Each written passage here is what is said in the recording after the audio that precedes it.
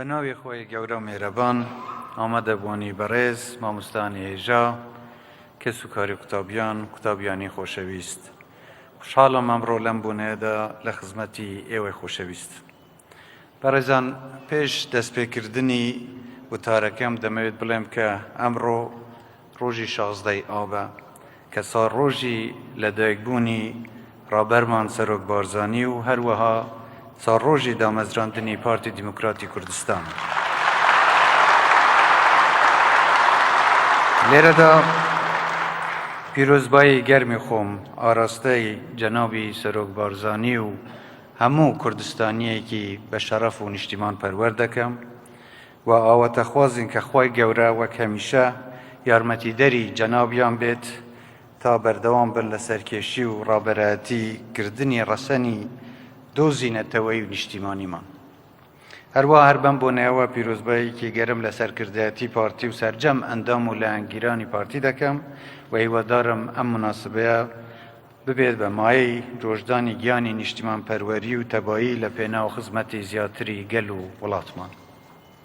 بەڕێزان، خۆم بە بەختەوەر دەزانم و جێگەی شانازیە کە ئەمڕۆ لەناو ئەم ژمارە قوتابیە یەکەمە بەتوانایەدام.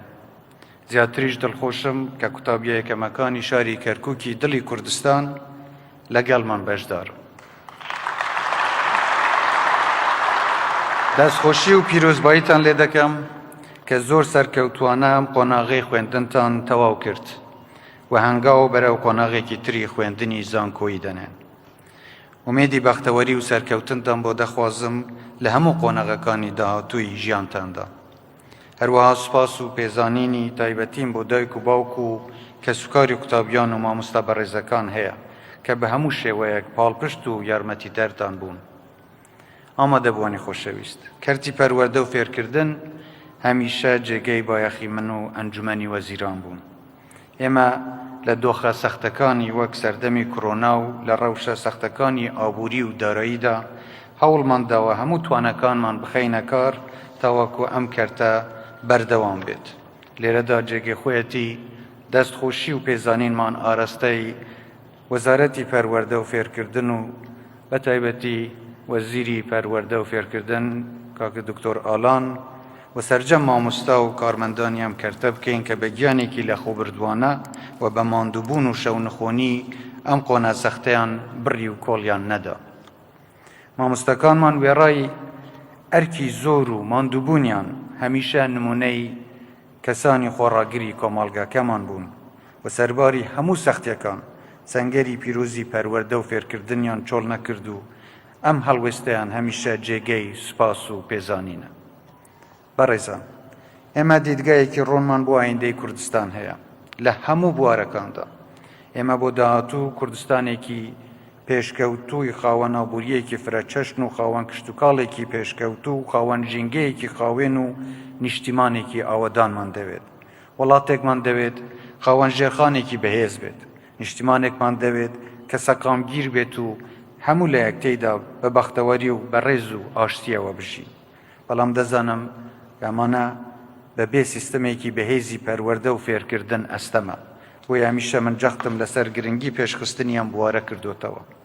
بە تایبەتیش جیا لە فێرکردنی زانست جەخت لەسەر گرنگی پەروەردە دەکەمەوە. پەروەردەی جیلەکانی داهاتوو و ئەندامانی کۆمەڵگەکەمان لە باخچەی ساوایان و قوتابخانەکان دەست پێ دەکات. ئەگەر بمانەوێت ئەندامانی کۆمەڵگەکەمان لە داهاتوودا هەستی نیشتیمان پەروەری و خۆشەویستی خەڵک و خاکیان لەلا بێت، ئەوە دەبێت لە قوتابخانەکان دەست بە و پەروەردەیە بکەین. من هەمیشە لەگەڵ شاندیا وڵاتانەی کە ئەزموونی سەرکەوتوویان لەم بوارەدا هەیە قسە دەکەم. جەخت لەسەر هاوکاری بۆ ئەم بوارە و سوودوەرگرتن لە ئەزموونی ئەوان دەکەم و ئەگەر خوا یار بێت بە پاڵپشتی و بەشداری کارایی لایەنە پەیوەنددارەکان هەوڵ دەدەین لەم بوارە هەنگاوی کردداری بنین، چونکە بەڕای من پێگەیاندنی مرۆڤ و توانەکانی بنەما و بناغەی هەموو ئاوەدانی و پێشکەوتنەکانی دیکەیە. ئامادەبوونی خۆشەویست، مامۆستایانی خۆشەویستمان پێشمەرگە ئاسا لە بواری پەروەردەدا تێکۆشاون و بێگومان بۆ پێشخستنی بواری پەروەردە و فێرکردنیش پێویستە بە هەمان گیانی نیشتیمان پەروەری بەردەوام بن و بە زانست و زانیاری نوێ دەوڵەمەند بکرێن و مەشق و ڕاهێنانی نوێ وەرگرن. مامۆستانی بەڕێزمان داینەمۆی ئەو گۆڕانکاریانە دەبن کە ئێمە بە نیازین لەم کەرتەدا جێبەجێ بکەین. لێرەش دەوێڕای دەستخۆشی و پێزانینی دووبارەمان بۆ مامۆستایان پاڵپشتیمان بۆ دەستەبەرکردنی هەموو ماف و داخوازەکانیان دووبارە دەکەینەوە. من جارێکی دیکەش پیرۆزباییتان لێ دەکەم و هیوادارم لە ژیانی خۆتاندا هەمیشە سەرکەوتوو بن و ببنە کەسانی داهێنەر و بەسوود بۆ وڵاتەکەتان و ئایندەی ئەم نیشتیمانە بەرەو پێشکەوتنی زیاتر ببن.